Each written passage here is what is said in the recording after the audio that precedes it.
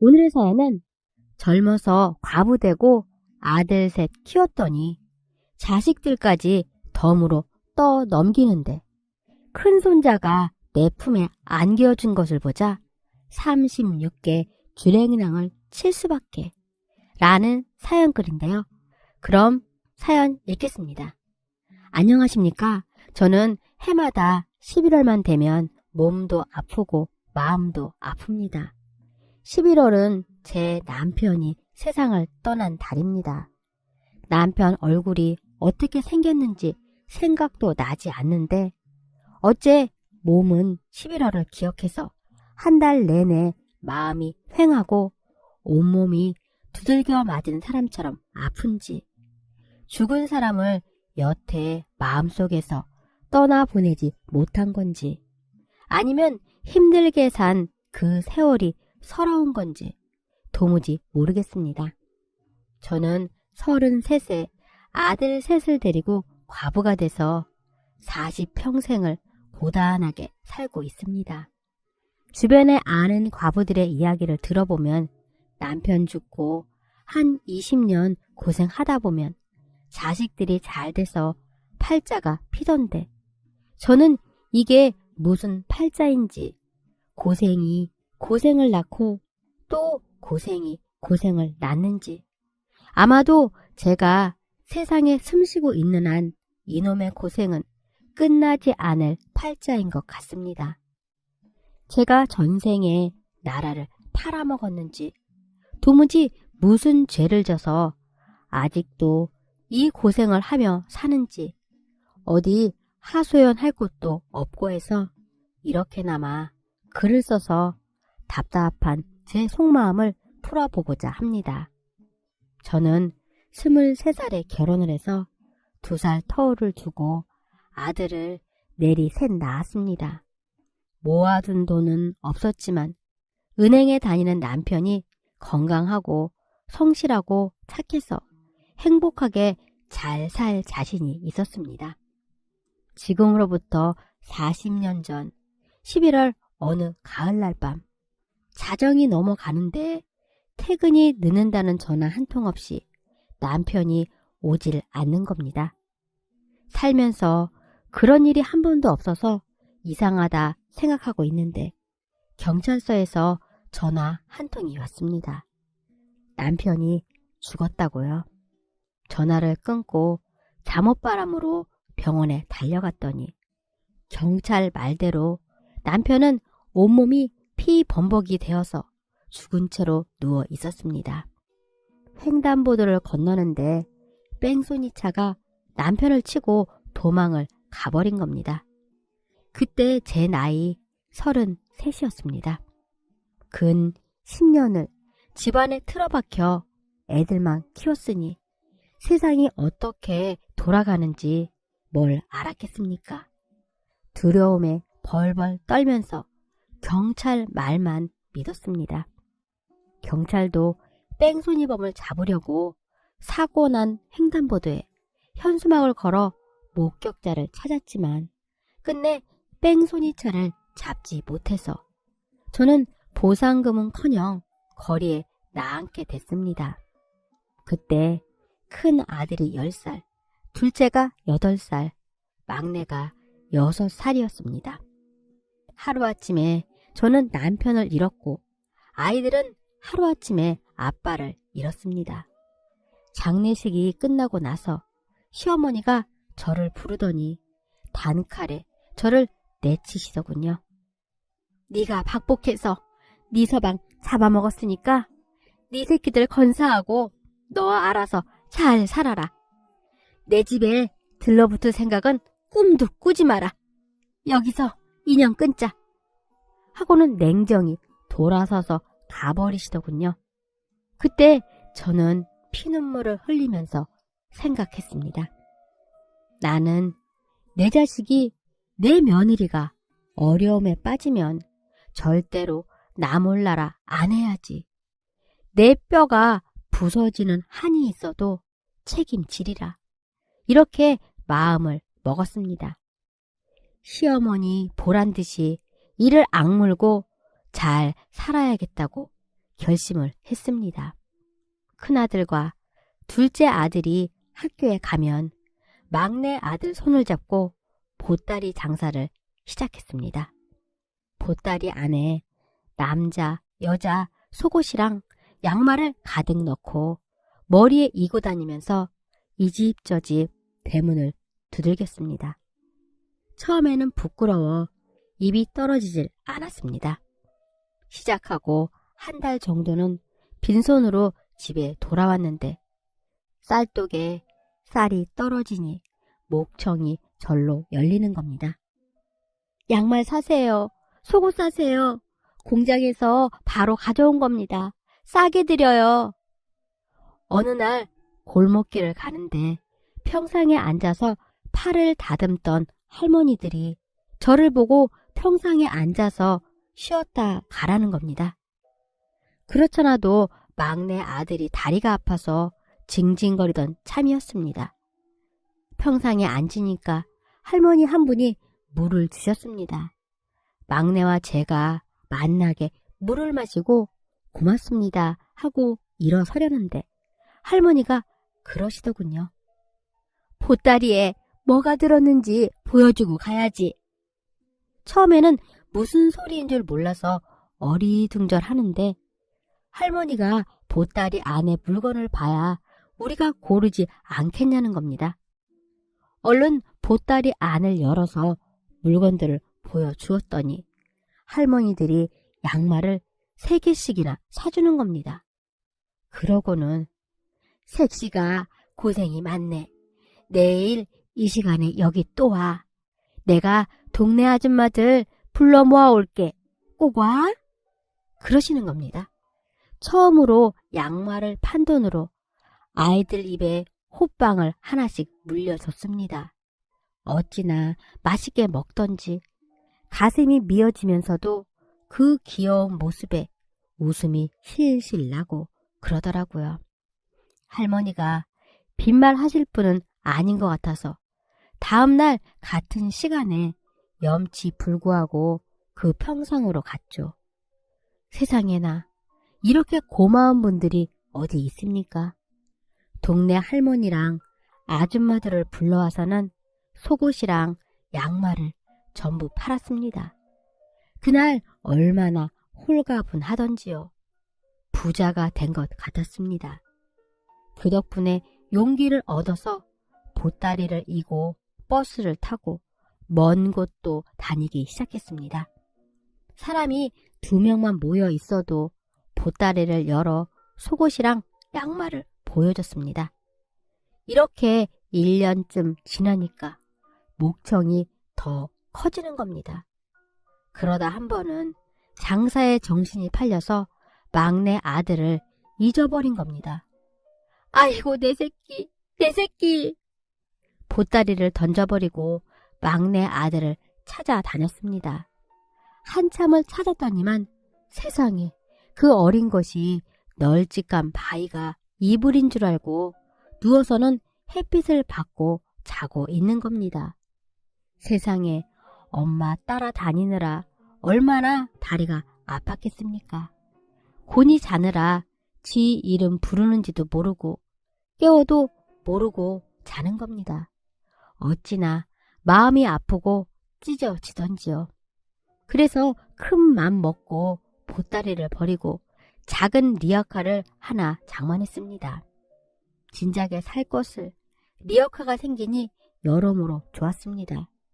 물건도 더 많이 떼다가 실을 수 있고 무엇보다도 막내 아들이 리어카를 타니 재밌어하고 다리도 안 아프고 훨씬 좋아했습니다. 양옥집만 보이면 잘 사는 집인 줄 알고 배를 눌렀습니다. 양말 사세요. 속옷 사세요. 를 크게 외쳤습니다. 그렇게 보따리 장사를 해서 아이들을 키우는데 욕심이 생겼습니다. 애들은 크는데 밥만 먹고 살아서는 안 될 것 같아서 일을 더 벌였습니다. 밤에는 고무대야에 김밥과 옥수수를 담아 머리에 이고 공원이나 버스 터미널로 가서 팔기 시작했습니다. 큰아들이 속이 깊고 당찬 곳이 있어서 큰애한테 둘째랑 셋째를 맡기고 장사를 나갔습니다.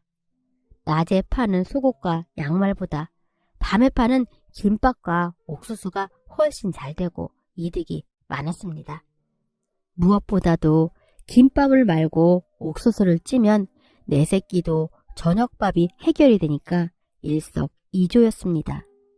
그때 단칸방 전세를 살았는데 억척스럽게 사는 제가 주인집 아주머니 눈에는 불쌍하기도 하고 믿음직스럽기도 해 보였나 봅니다. 하루는 주인 아주머니께서 그러시는 겁니다. 발품 팔지 말고 식당에서 일해볼 생각 없어? 저야 좋지요. 근데 식당 일은 안 해봐서요. 배우면 되지. 내 친여동생이 시내에서 갈비탕집을 하는데 주방 사람들이 고기를 빼돌리나 봐. 자네라면 내가 믿을만해서 여동생한테 얘기를 했더니 한번 보자고 하더라고. 그렇게 식당 일을 시작해서 차근차근 배워나가기 시작했습니다. 식당 사장님은 제 처지를 아시고서는 퇴근할 때 항상 남은 반찬을 쌓아주셨습니다. 그걸 가져다가 애들을 먹였습니다. 중학생이 된 큰아들은 다행히 아빠 머리를 닮아서 공부를 잘했습니다. 야무져서 동생들도 잘 돌봐주고 휘어잡았습니다. 그 덕분에 하루 종일 일을 다녀도 마음이 놓였습니다. 둘째 아들은 공부 머리가 없었습니다. 큰아들이 그렇게 가르쳐줘도 돌아서면 까먹습니다. 공부는 꼴찌에다가 역마살이 있는지 돌아다니기를 좋아하는 겁니다. 동네 뒷산을 말마다 오르내리고 저도 가보지 않은 시내를 구석구석 싸돌아 다닙니다. 첫째 아들과 막내 아들은 아침에 입은 옷이 저녁에도 그대로인데 둘째는 옷이 시커멓습니다. 신발은 또 어떻고요? 얼마나 걸어 다니는지 운동화에 구멍이 나서 3달에 한 번꼴로 운동화를 사줘야 할 정도였습니다. 얼굴도 말이 아니었습니다. 밤에 세수를 씻기면 세숫대야의 물이 검은색이었습니다. 봄, 여름, 가을은 괜찮은데 겨울에는 수도가 꽁꽁 얼면 더러운 몸을 물에 씻겨줄 수도 없고 난리도 아니었습니다. 셋째도 다행히 아빠 머리를 닮아서 공부를 잘했습니다. 그때 당시에는 속으로 이런 생각을 했죠. 큰아들이랑 막내 아들은 공부를 잘하니까 취직을 시키고 둘째는 공부 머리가 안 되니까 나랑 장사를 해야겠다. 그렇게 마음을 먹고 부지런히 돈을 모았습니다. 역시 제 생각대로였습니다. 큰아들이 장학금을 받고 대학을 갔습니다. 돈이 없으니 지가 알아서 4년 장학금을 받는 대학을 턱하니 가는 겁니다. 아이고 내 새끼 진짜 장하다. 대학 졸업하고 얼른 취직해서 엄마 편하게 모실게요. 아이고 말만 들어도 고맙다. 큰아들의 그 말을 듣고 저는 펑펑 울었습니다. 어찌나 대견하고 자랑스럽던지 대학에 가서는 아르바이트를 해서 지 용돈도 벌고 동생들 용돈도 주고 그러더라고요. 군대 갔다 오고 대학을 졸업해서는 지 아빠처럼 은행에 취직을 했습니다. 남편 복은 없어도 내가 자식 복은 있구나. 얼마나 자랑스럽고 뿌듯했는지 모릅니다. 역시나 둘째는 대학교 근처에도 못 가보고 셋째도 공부를 잘해서 대학을 졸업하고 건축회사에 취직을 했습니다. 세 아들 모두 우리 집과 비슷한 집안의 딸들과 결혼도 했습니다. 이제 한시름 놔도 되겠구나 하고 그간 모은 돈으로 여자 중학교 앞에다가 3평짜리 작은 가게를 얻었습니다. 떡볶이랑 어묵이랑 튀김을 팔면서 내 노후나 책임져야지 하고 열심히 또 사는데 아이고 이게 무슨 일입니까? 제 팔자가 저를 그냥 두지 않는 겁니다. 어느 날 큰며느리가 다급한 목소리로 전화를 했습니다. 어머니, 이이가 경찰서에 있대요. 지금 경찰서로 오래요. 혼자는 무서워서 못 가겠어요. 같이 가요. 며느리랑 부랴부랴 경찰서로 달려갔더니 경찰 하는 말이 결론은 우리 아들이 은행 돈으로 노름을 해서 쇠고랑을 찼다는 겁니다.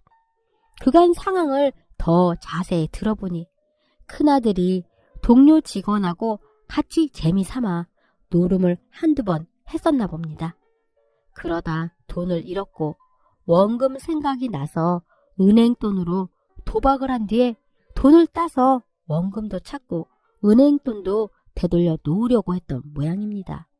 저는 경찰서 바닥에 주저앉아 울고 말았습니다. 세상에, 내 아들이 그럴 리가 없습니다. 지 아버지 죽고도 지 일 척척 알아서 하고 동생들을 얼마나 잘 챙겼는데요. 장학금 받고 대학 졸업하고 척하니 은행에 입사하고 내 아들이 그럴 리가 없습니다. 저는 아들놈 직장 동료라는 놈의 멱살을 잡았습니다. 이 나쁜 자식아, 네가 내 아들 꼬드겼지? 우리 아들은 그럴 애가 아니여. 네 인생이나 망할 것이지. 남의 인생을 왜 망쳐놔? 아이고. 경찰에 바지 가랑이를 붙잡고 매달려봤지만 소용없었습니다. 우리 아들이 은행 돈을 횡령한 게 맞고 그 돈으로 도박을 한 것도 다 사실이었습니다.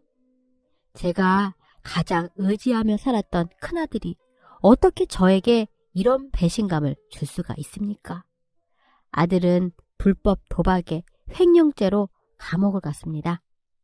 아침에 멀쩡하게 양복 입고 출근해서 시체가 되어 돌아온 남편보다 큰아들의 배신이 저에게는 더 큰 상처였습니다. 이런 와중에 같이 살 마누라가 어디 있겠습니까? 어머니, 저는 과부가 됐으면 됐지 도박하는 남편하고는 못 삽니다.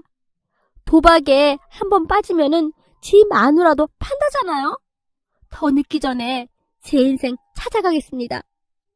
큰며느리는 모진 마음을 먹고 지 자식을 저에게 맡기고는 이혼을 해버렸습니다. 이제야 좀 두 다리 뻗고 편안하게 사나 했더니 손자 녀석을 키우게 생겼습니다. 그때 큰 손자가 6학년이었습니다. 사춘기가 올 시기라서 혹시라도 말 한마디 잘못했다가 아이가 삐뚤어질 수도 있다는 생각에 하고 싶은 말도 참아가면서 큰 손자를 보듬었습니다. 이 할미 마음이 이렇게 무너지는데 알 것 다 아는 나이인 저는 오죽하겠습니까?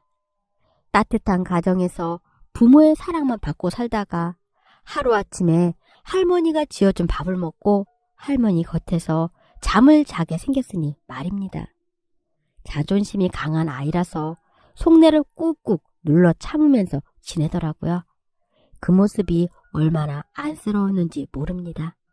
그렇게 큰 손자랑 둘이 사는 게 적응도 되기 전인데 이게 또 무슨 날벼락입니까?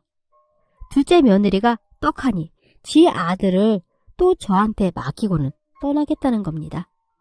둘째 아들은 아이가 먼저 생기는 바람에 결혼식도 올리지 않고 살았었습니다.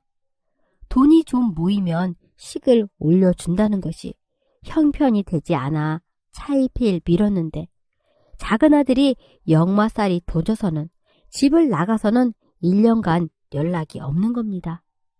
하루는 둘째 며느리 엄마가 저한테 찾아와서는 소리소리를 지르는 겁니다. 아들이 죽었는지 살았는지 왜 찾을 생각도 안 하십니까? 제 딸이 사돈 딸이라고 생각해 보십시오.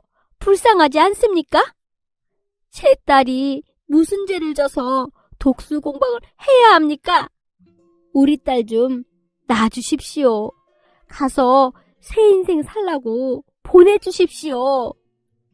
사돈에게 제가 공손히 말을 했습니다.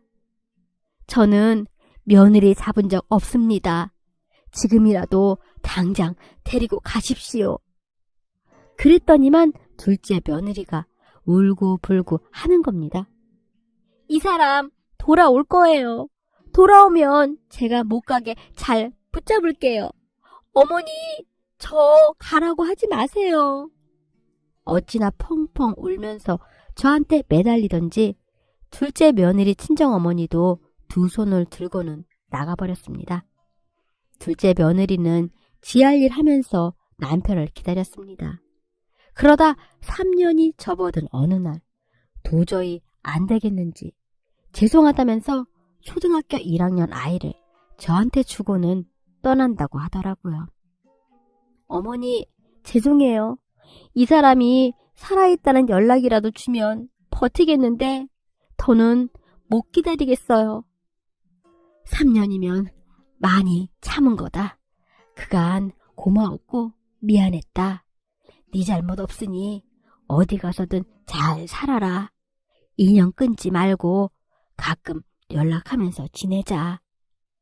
같은 여자 입장에서 더 기다리라는 소리도 못하고 그간 고생했다 그러고는 가라고 내버려 뒀습니다. 그렇게 해서 둘째 아들의 손자까지 제 집에서 살게 된 겁니다. 불쌍한 내 새끼들, 할머니 팔자가 박복해서 그러는 거 아닌가. 모든 것이 제 잘못 같았습니다. 하지만 또 제 생명이 다하는 날까지 악착같이 살아야지 하고는 떡볶이랑 어묵이랑 튀김만 팔다가 한쪽에서 라면도 끓여 팔기 시작했습니다. 착한 둘째 며느리는 다달이 돈을 보내오고 간간히 집에도 찾아왔습니다.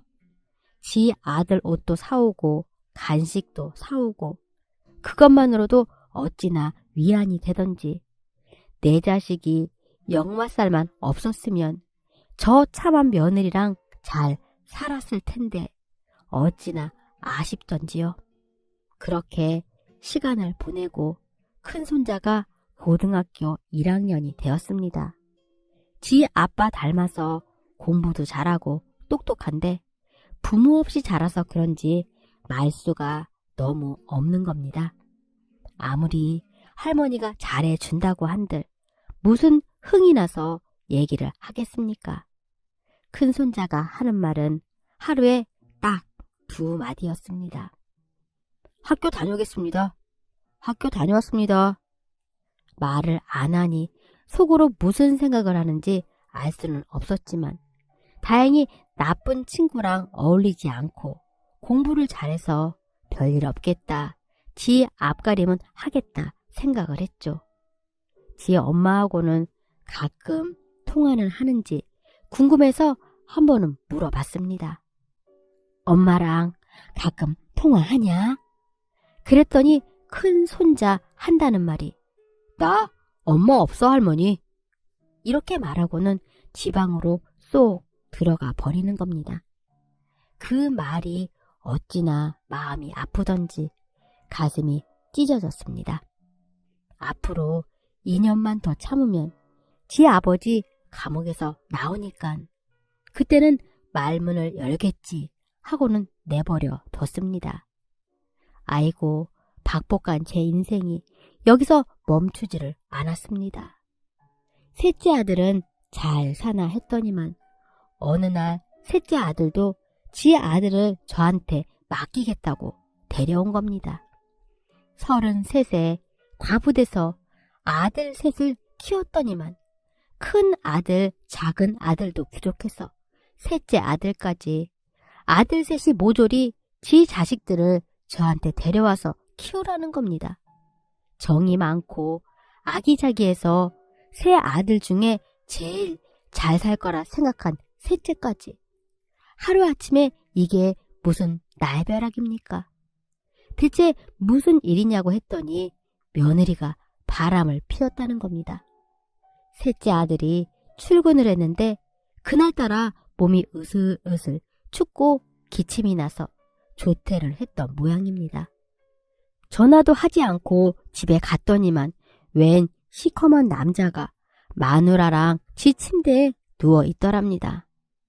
마누라가 지 남편과 눈이 마주치고 손이 발이 되게 빌면서 용서해달라고 울고불고 했다는데 그게 됩니까? 현장을 눈으로 목격을 했는데 깔끔한 성격에 바로 갈라선 모양입니다. 그리고 6살 아들이 하나 있는데 자식 양육권은 당연히 아들이 챙겼습니다. 그래서 셋째 아들의 아들까지 도맡게 되었지 뭡니까? 그나마 다행인 것은 큰아들은 집도 절도 없어져서 제 집에서 큰손자를 키웠고 둘째도 마찬가지로 제 집에 데려다가 키웠는데 셋째 아들이 그러는 겁니다. 자기 집에서 큰 조카랑 작은 조카랑 데리고 같이 살자고요. 좁고 헌 단독 주택에서 사느니 깔끔한 빌라가 좋겠다 싶어서 이사를 했는데 1층 주택에 살 때는 몰랐는데 빌라 5층을 하루에 몇 번을 오르내리려니 무릎이 어찌나 아프던지 손자들은 한숨에 달려가는 5층을 저는 2번이나 쉬었다가 오르내렸습니다. 그렇게 또 3년의 시간이 지나고 큰손자가 고등학교 3학년이 되었습니다. 마침 그때 큰아들이 석방이 됐습니다.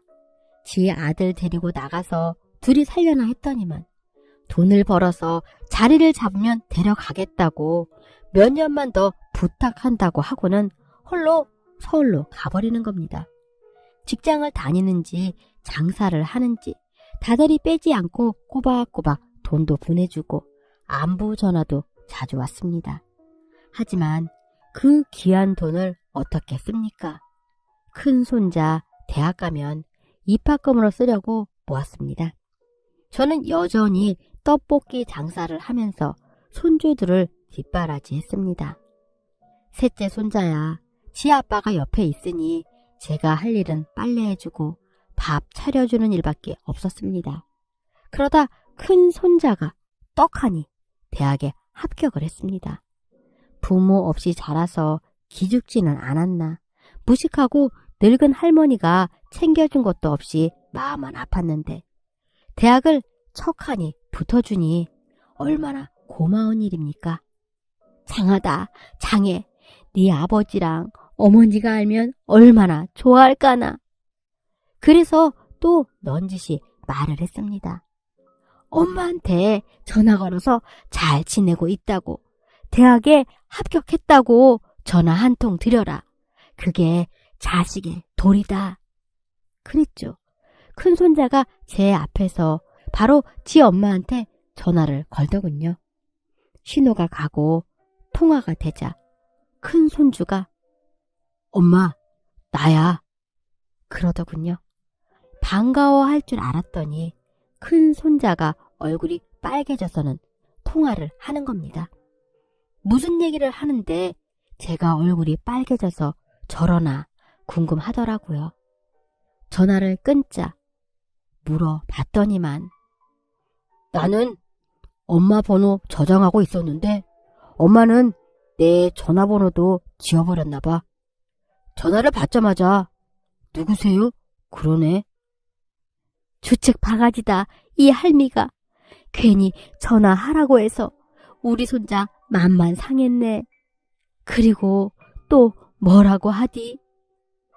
대학 합격했다고 하니깐 돈 필요해서 했냐면서 막 소리를 지르네. 그게 아니라 대학 합격했다고 그 얘기만 하려고 한 거다고 했더니 왜 부담을 주냐면서 다시는 전화하지 말래. 그러면서 펑펑 우는 겁니다. 나쁜 년, 세상에 이런 나쁜 년이 어딨습니까? 아무리 내 아들이 잘못해서 가정이 깨졌다지만 새끼한테까지 그럴 필요는 없지 않습니까? 내가 걔를 잘못 봐도 한참 잘못 봤습니다. 도박한 남편하고 갈라서는 것은 이해를 하지만 자식을 버려놓고 연락 한 통이 없다가 자식이 전화를 먼저 걸었으면 잘 사는지 몸은 건강한지부터 물어야 엄이 아닙니까? 큰 손자 보는 앞에서 전화를 해서 제가 욕을 퍼부어 버렸습니다. 이년아, 아무리 내 아들이 잘못해서 가정이 깨졌다지만 자식하고는 천륜이다. 자식이 어미 없이도 공부 잘해서 대학 합격했다고 자랑하려고 전화를 했으면 축하한다고 그 말부터 해야지. 돈 필요해서 전화했냐고? 우리가 거지냐? 니년이 돈을 준다고 해도 안 받는다. 이 나쁜 년아, 잘 먹고 잘 살아라!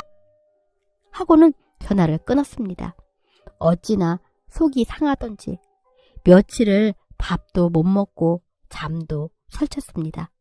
생각해보면 세 아들 모두 이혼하고 자식들이 각각 남긴 아들 한 명씩을 키우면서 앞이 깜깜했지만 큰손자가 알아서 대학을 턱하니 가니 희망이 보이더라고요.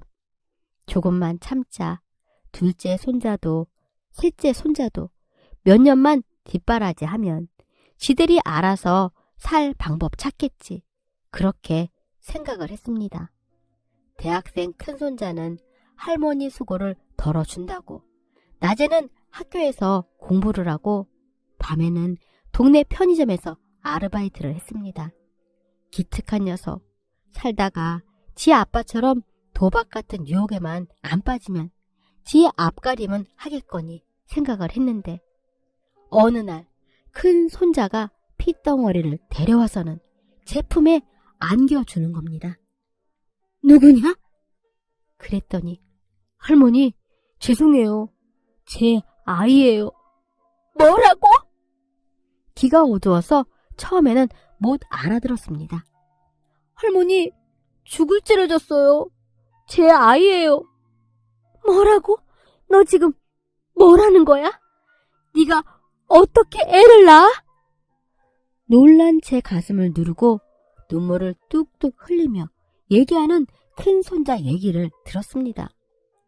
편의점에서 아르바이트를 하는데 밤마다 김밥을 사러 오는 소녀가 있었어요. 한눈에 봐도 가출 소녀 같았어요. 그 아이 눈이 저처럼 불쌍해 보였어요. 집에 들어가라고 다독여 보기도 했는데 집에 가기 싫대요. 그런데 자꾸 보게 되니까 어느덧 그 아이가 좋았어요. 그래서 고시원을 얻었어요. 같이 살려고요. 같이 살면 제 마음도 편안해질 줄 알았어요. 그리고 저는 그 아이와 함께 있으니 그저 좋았어요. 공부도 더 잘 됐어요. 그런데 여자애가 임신을 했다는 거예요. 지우려고 병원에 갔는데 너무 늦었대요. 용기가 없고 무서워서 망설이다가 시간을 놓쳤어요. 네가 어떻게 이럴 수가 있냐? 내가 너를 어떻게 키웠는데 네 아비처럼 나를 이렇게 실망시키냐 그래. 네가 사람 새끼라면은 네가 할머니 생각을 눈꼽만큼이라도 했으면 이런 짓은 못한다. 큰손자는 그간의 일들을 하나도 빠짐없이 말했습니다. 무서워서 아빠한테 전화를 했어요. 아빠가 그 아이 책임지라면서 돈을 보내줬어요. 그래서 원룸을 얻어서 같이 사는데 어느 날 학교에 갔다 와보니까 아이만 있는 거예요. 애엄마가 도망가 버린 거예요. 저는 큰 손자를 두들겨 팼습니다. 이 미친놈아, 내 나이가 몇인데 이런 핏덩어리를 데려와서 키우래. 33세 과부돼서 보따리 장사해가며 혼자서 삼형제를 키웠다. 그것도 모자라서 손자 셋을 키웠는데 이제 와서 증손자까지 키우라고? 아이라면 이제 내가 징글징글하다. 큰손자가 손이 발이 되게 비는 겁니다. 할머니 잘못했어요. 할머니 잘못했어요. 용서해주세요. 하필 연애를 해도 집 나온 애랑 연애를 할 게 뭐냐. 당장 나가. 당장 나가서 애엄마 찾아와. 말이 그렇지 어디 가서 아이 엄마를 찾겠습니까? 맘 먹고 도망가버린 아이를. 제 나이도 이제 70줄인데 연립주택 5층에 살면서 오르락 내리락 하면서 저 어린 핏덩어리를 어떻게 키웁니까? 어디든 화풀이를 해야지 안 하면은 속이 터져버릴 것 같았습니다. 그래서 큰아들에게 전화를 했습니다. 큰아들이 전화를 받자마자 퍼부어댔습니다. 어디 장가도 안 간 놈이 새끼부터 만들어서 나더러 키우래? 니들은 내가 만만하냐? 내가 애 키우는 기계냐? 어머니, 죄송합니다. 조금만 더 참아주세요. 돈 좀 모으면 제가 가서 아들이랑 손주랑 나가 살게요. 하면서 펑펑 우는 겁니다. 대체 우리 큰아들이 어디서부터 잘못돼서 저 고생을 하며 살아야 하는지 죽은 남편이 다 원망스러웠습니다. 부모 없이 커서 외로웠나 봐요. 그 불쌍한 아이가 제 자신 같아서 보듬어주고 싶었대요. 아이가 생길 줄은 꿈에도 몰랐답니다. 다 제 잘못입니다, 어머니. 아기 3살 때까지만 맡아주십시오. 됐어, 이놈아. 애 하나 키우기가 말처럼 쉬운지 아냐? 어디 고아원에 갖다 주든가 네가 데려다 키우던가 해라. 나는 더는 못한다. 하고는 전화를 꽝 끊어버렸습니다. 막내 아들이 퇴근을 하고 집에 왔는데 갓난아기를 보자마자 혀를 내두르는 겁니다. 어떡하시려고요? 엄마 연세도 있으시잖아요. 하고는 큰 조카를 막 나무라는 겁니다. 네가 지금 정신이 있는 애냐 없는 애냐? 공부해서 취직할 생각을 해야지. 여자를 만나서 아기부터 낳아? 너한테 정말 실망이다. 며칠 이 아이를 집에 두고 어떻게 해야 할지 고민했습니다. 그래도 내 핏줄인데 말은 그렇게 했지만 어떻게 고아원을 보냅니까? 답을 내리지 못하고 망설이던 차에 집 나갔던 둘째 아들이 집에 돌아온 겁니다. 죽은 줄 알았더니 살아 돌아와 한시름 놓기는 했는데 넉살 좋은 이놈이 엄마 엄마 하면서 이 집에 눌러 앉을 생각을 하는 겁니다. 그때 정신이 바짝 들었습니다. 이놈이 또 사고쳐서 손주를 데려오는 거 아냐? 정색을 하고 작은 아들에게 말했습니다. 나는 네 밥 해주고 속옷 빨아줄 생각 없다. 여기는 막내 집이다. 내 집이 아니니까 당장 나가라. 그랬더니만 둘째 아들 한다는 말이 엄마, 내가 10년 동안 뭐 한 줄 알아? 배 탔다? 내가 그랬잖아. 배 타고 태평양 한가운데 가보는 게 소원이라고. 나 돈도 많이 모았어. 통장 보여줄까? 마치 15 소년처럼 해맑게 말하는 둘째 아들이 어찌나 철이 없어 보이던지요. 태평양 한가운데서 마누라 생각은 안 나던? 자식 생각은 안 나던? 엄마가 네 걱정할 거라는 생각은 안 들지? 제 말에 이 모자란 놈이 그러는 겁니다. 하지, 왜 안 해? 보고 싶었지. 근데 바다가 끝내주더라. 나 또 나갈 거야. 가라, 가. 당장 가거라. 이 속없는 놈아. 그랬더니 둘째 아들이 통장을 제게 내밀더군요. 엄마, 이거 엄마 써. 다 줄게. 내가 너를 낳았다니. 너를 낳고 미역국을 먹었다니. 더 이상 할 말이 없었습니다. 그리고는 큰아들과 막내 아들을 불렀습니다. 니들 자식, 이제 니들이 책임져라. 나는 할 만큼 했고 더 이상은 못하겠다. 니들이 안 데려가면 내가 머리 깎고 절로 들어가마. 이렇게 엄포를 놓았더니만 큰아들이 제 앞에서 무릎을 꿇고는 엄마, 잘못했어요. 정말 죄송합니다. 제 자식이랑 손주 데리고 제가 나갈게요. 큰아들이 그렇게 말하는데 얼마나 가슴이 아프던지요.